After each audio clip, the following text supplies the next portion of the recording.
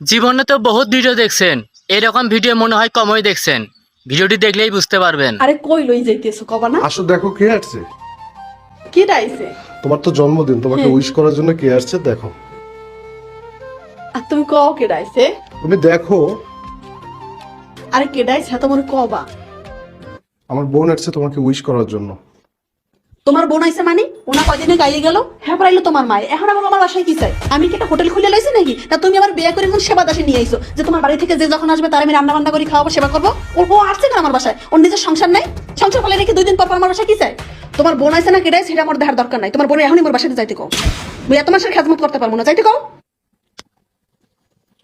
আগে আমার কোন বোন আসছে সেটা তো দেখবা। তোমার আবার কোন বোন আইবে? তোমার তো বোন হয়েছে একটাই, যে 2 দিন পর পর আমার বাসায় বিয়ে হইছে। পর থেকে আমি তোমার বোনের ভাইয়ের মায়ের খেজমত করতে করতে আমার জীবন শেষ হয়ে গেছে। এখন আমার এত খেজমত করতে ভালো লাগে না। আমি নিজে একটু শান্তি মতো ঘুমাইতে না, খাইতে পারি না। একজন আইয়াই হাজির হয়, আমি একটু নিজে বিশ্রামই নিতে পারি না। তাড়াতাড়ি যাইতে কও। আরে সে তো তোমাকে উইশ করার জন্য আসছে, তুমি একটু তার সাথে ভালো ব্যবহার করো। মোর কোনো তোমার তোমার গোষ্ঠীর কেউ মোর কোনো উইশ লাগবে না। উইশ করতে করতে আমার জীবনটা শেষ হয়ে গেছে। আমি বিয়ের পর থেকে সবার উইশ পাইছি, এখন এই উইশ আর আমি নিতে পারতাছি না। তাড়াতাড়ি যাইতে কও। আমি যাই শুইয়া করে শান্তি মতন ভাত খাইতে পারতাছি না। এই অক্ত তোমার বই নাই, এরপর তো তোমার ভাই আয়। আচ্ছা ঠিক আছে, তুমি এত উত্তেজিত হইও না, আমি তোমার চোখ খুলে দিচ্ছি। দেখো আমার কোন বোন আসছে তোমাকে উইশ করার জন্য। আচ্ছা ঠিক আছে, তোমার চোখ খুলতে হইবে না। আমি চোখ খুলে দেখতেছি যে তুমি এমন কোন বোন নিয়ে এসো আমার উইশ করার জন্য।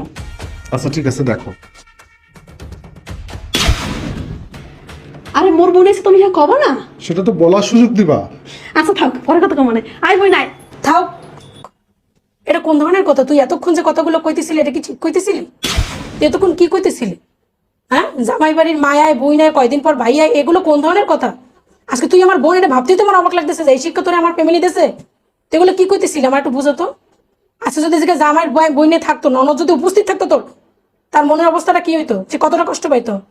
আজকে যদি সাপোজ তোর জামাই তোর সাথে এই ধরনের ব্যবহার করতো, তোর বোন আইসে এটা নিয়ে, তোর কেমন লাগতো?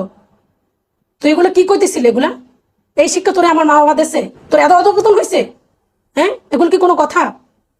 কি কুশল মানে সংসার করতেছো না কি করতেছো এটাই তো আমি বুঝি না। সংসারটা এত সহজ? সংসারটা তোর যেমন, সংসারটা তোর তারই। সংসারটা কি তোর একলার? এ জায়গায় তোর ফ্যামিলি আইতে পারবে, হের ফ্যামিলি আইতে পারবে না? তুই কি করলি তুই এগুলা? হন বোন, মই বুঝলাম কি যে ওর বই নাইছে, মানে মোর মন নন্দে আইছে, হের জন্য মই ওর এতগুলো কথা শোনাইছিলাম। মই বুঝি না যে তুই আইছো। যে সংসারে তোর ননদের কোনো জায়গা নেই, সেই সংসারে তোর বোনের জায়গা হয় কিভাবে? তুই এটা আশঙ্কা রাখো কিভাবে? যেদিন তুই তোর শ্বশুর বাড়ির ফ্যামিলির সব মানুষগুলো আপন করে নিতে পারবি, ওই দিন বাপের বাড়ির মানুষগুলো ডাকিস।